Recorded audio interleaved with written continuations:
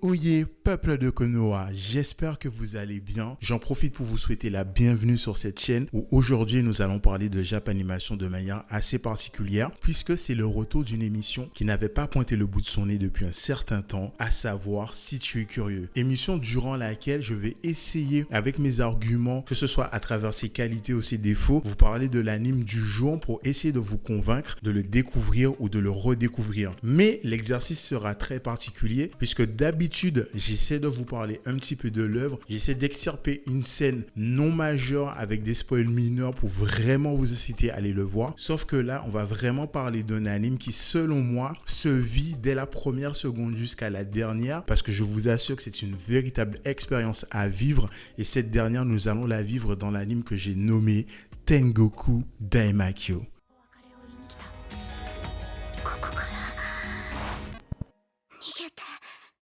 Alors, le contexte va nous tenir par la main et nous mener à un Japon post-apocalyptique dans lequel nous allons suivre nos deux protagonistes, à savoir Kiruko et Maru. Alors, en ce qui concerne Kiruko, c'est la garde du corps de Maru. Elle est censée l'aider à atteindre un lieu qui s'appelle le paradis. Et pour ce faire, ils vont voyager de ville en ville et essayer de rassembler le maximum d'informations sur ce lieu, bien que cela ne soit pas si simple que cela. Et à côté de cela, qui dit monde apocalyptique, dit forcément conditions de vie compliquées, se nourrir, se loger, en fait tout est compliqué dans ce monde. Et pour ajouter des difficultés à nos deux protagonistes, ils vont devoir faire face aussi au banditisme et surtout à des monstres bizarres qu'on va appeler les Iruko ici, mais ils ne vont pas se débattre sans armes face à toutes ces difficultés, puisque d'un côté nous allons avoir Kiruko qui elle est la petite maligne du groupe, c'est elle qui va établir les plans et qui va permettre souvent à leur duo de se sortir des difficultés.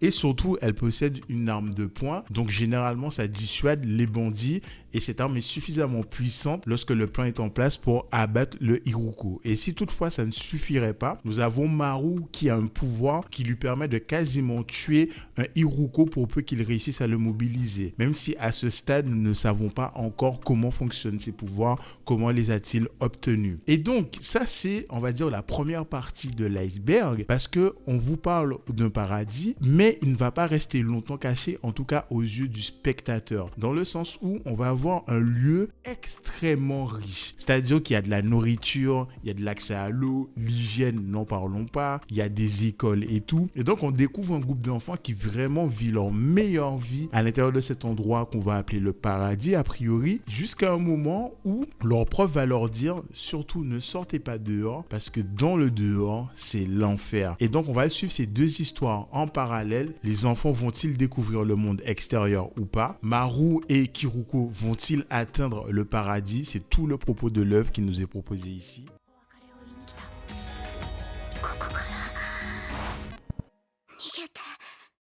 Alors, le premier point que j'aimerais aborder avec vous, c'est le visuel de l'anime qui est tout simplement magnifique, que ce soit dans sa direction artistique ou même dans le chara-design des personnages qui, pour certains, sont très simples dans les traits, mais pour autant, on n'a aucune perte d'information quant à leurs émotions ou à leurs mouvements puisque l'animation est tout le temps fluide du premier jusqu'au dernier épisode. Et j'aurais pu me contenter de juste ça pour vous dire que l'anime est tout simplement beau, mais je trouve que le visuel va un petit peu plus loin dans cet anime pour nous proposer autre chose.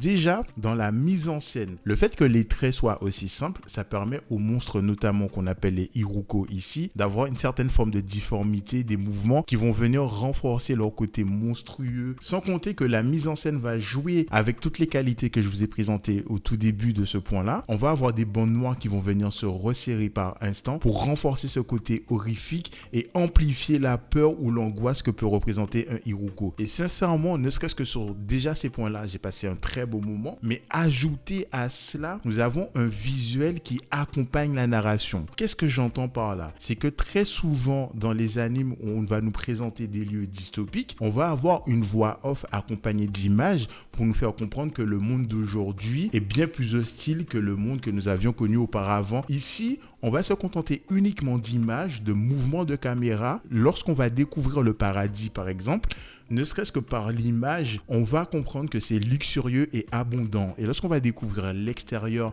qui s'appellera donc ici l'enfer, avec un plan déjà resserré sur les bâtiments qu'on va découvrir petit à petit et qui sont délabrés, on va avoir un plan extrêmement large, un mouvement de caméra qui fait presque penser à un drone, et on va découvrir que cette zone est complètement ravagée. Et j'ai trouvé cette façon de présenter les choses super intéressante. Ça m'a donné l'impression d'avoir un visuel qui accompagne la narration, et sincèrement, ne serait-ce que sur ces aspects-là, j'avais déjà passé un très bon moment.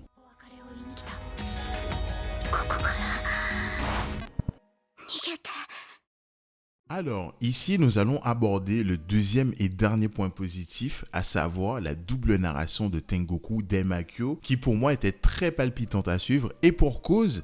Dans le coin gauche, nous allons parler du paradis, un espace qui est en huis clos, qui nous permettra de découvrir des enfants avec des capacités intellectuelles et physiques hors normes, et ces derniers sont entourés d'adultes qui vont tout faire pour qu'ils se sentent bien, mais surtout qui vont faire le nécessaire pour qu'ils développent leur plein potentiel. À ce jour, nous n'avons pas une idée très claire de ce que attendent réellement les adultes de ces résultats et de ces performances. Et donc petit à petit, comme je vous l'ai dit précédemment, ces élèves vont apprendre au fur et à mesure qu'il existe un monde extérieur, et toute la question va être à quel point seront-ils curieux, à quel point voudront-ils découvrir le monde extérieur, et du coup on pourra enchaîner avec une deuxième question, à quel point leur curiosité va rentrer en opposition avec l'attente des adultes qui est à ce jour inconnue. Et cette forme de narration n'est pas sans nous faire penser à The Promised Neverland, et très sincèrement on ne peut pas leur en vouloir. C'est une forme de narration qui fonctionne très bien et qui surtout nous permet en fait d'avoir un point de repère fixe, puisque ces élèves et ces adultes seront des personnages récurrents qu'on va apprendre à connaître, à aimer, à détester, mais surtout qu'on va vouloir suivre de bout en bout.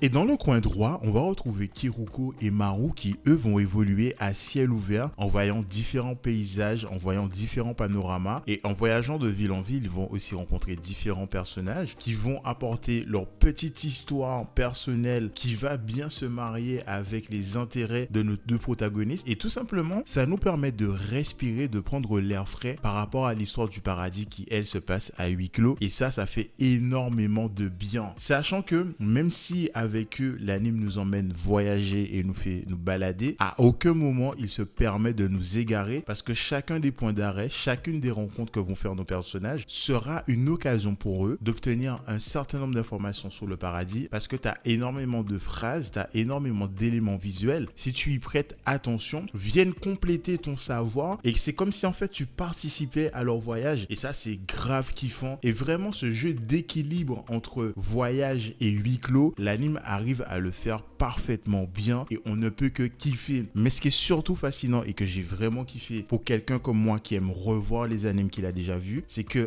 lors de mon deuxième visionnage, j'ai eu un deuxième niveau de lecture en me rappelant de certains événements qui arriveront beaucoup plus tard. Et vraiment, je vous jure, c'est une très bonne expérience. Et du coup, je ne peux vous dire qu'une seule chose, Tengoku Daimakyo est juste une expérience à vivre, comme je m'évertue de vous le dire depuis le début de la vidéo. Si vous ne connaissez pas, je vous enjoins à au moins essayer et revenir en commentaire me dire est-ce que vous avez apprécié ou pas. Et si toutefois vous connaissez déjà l'anime, je vous laisse l'espace commentaire sans spoil évidemment pour me dire qu'est-ce que vous en avez pensé. En ce qui me concerne, c'est à peu près tout ce que je pouvais vous dire sans trop vous spoiler, et je vais aussi vous souhaiter une très belle et longue vie. Au revoir, merci. Au revoir, merci. Au revoir, merci.